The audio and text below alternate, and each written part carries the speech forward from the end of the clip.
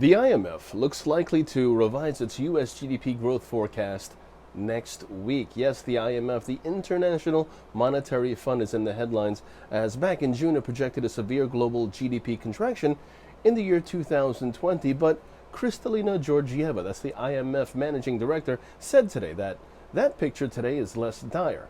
We now estimate that developments in the second and third quarters were somewhat better than expected, allowing for a small upward revision to our global forecast for the year 2020. And we continue to project partial and uneven recovery in 2021, as you will see our updated forecast next week.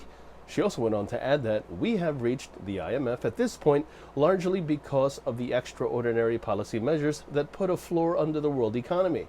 Governments have provided around $12 trillion in fiscal support to households and firms, and unprecedented monetary policy actions have maintained the flow of credit, helping millions of firms to stay in business. Now, such a statement is paving the way for an upward revision of the U.S. GDP forecast sometime next week and is supportive of the S&P 500's futures, which is trading in an intraday bullish channel and supported by its ascending 50-period moving average, while the relative strength index has broken above a declining trend line.